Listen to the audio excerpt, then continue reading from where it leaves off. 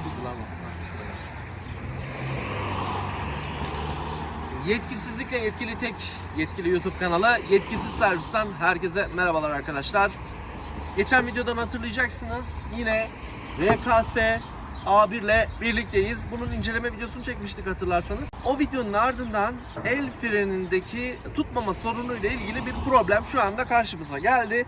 Bugün bu tip araçların el frenlerinin ayarları hiç ustaya gitmeden evde nasıl yapılır bunu göstereceğiz. Videoya geçmeden önce kanala abone olmayı, yorum yazmayı, like atmayı unutmayın. Genel olarak el freni yapısı hepsinde aynı. Sadece dikkat etmeniz gereken bir püf nokta var. Ayarı yaparken referans ayarı için yani balatalar aşınmasın diye el frenini bir tık hemen o çıt sesini duyarsınız ya. O bir çıtı kaldırıyorsunuz yukarıya. Kaldırdıktan sonra her iki tekerde ayar vidaları var. O vidaları ayarlıyorsunuz.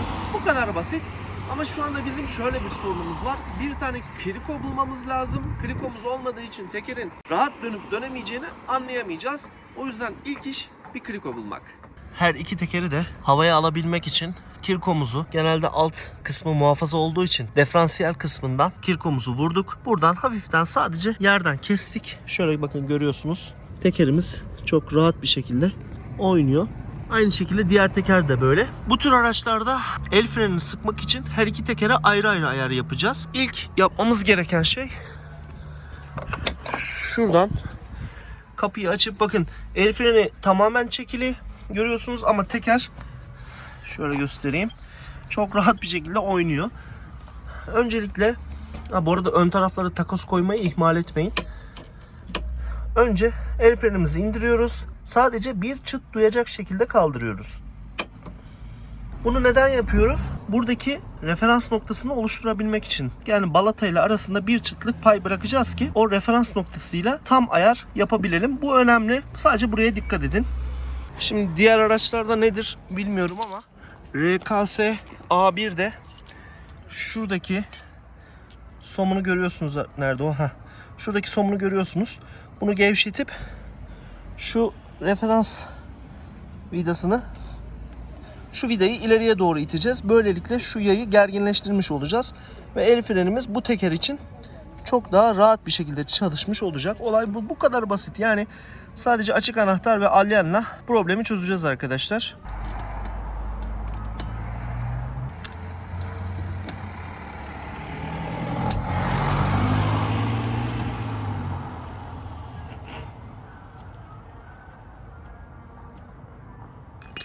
Şu vidayı gevşettikten sonra şu vidayı teker duraksayana kadar, yani şu anda bir çıtta hafif böyle sürtme yapana kadar sıkacağız.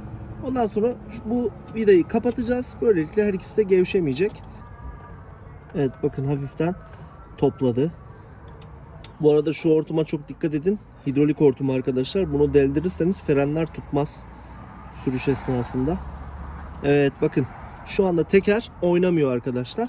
Biz bu ayarı istemiyoruz. Hafiften böyle hafiften dokunacak kadar yapacağız.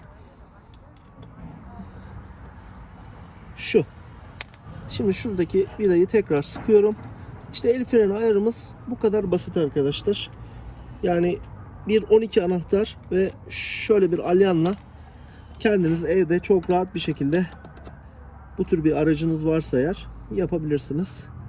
Zira inceleme videosunda da söylemiştim.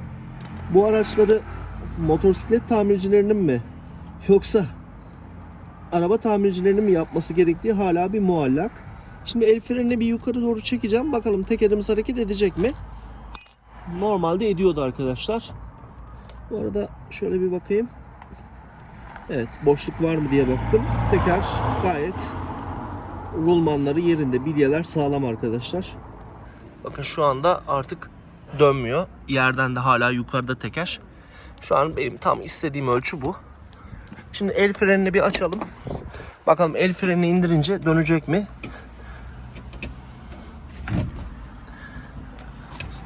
Evet dönmüyor çünkü neden dönmüyor? Hemen söyleyeyim. Arkadaşlar kaydırdık. Kirikomuz kaydı, boşa çıktı. Diferansiyelin oraya vurun dedim ama aslında şurada bunun bir yeri olması lazım. Evet şurası. Bakın şu alandan da kaldırabilirsiniz. Şimdi burada Şu kısımda motor bloğu olduğu için o tarafa çok yaklaşmak istemiyorum. O yüzden buradan vurdum. Ama tabii bu da bir tık kaydırdı. Problem değil. Bunu şimdi tekrar söküp tekrardan kirkomuzu vurup aynı ayarı buraya da yapacağız arkadaşlar.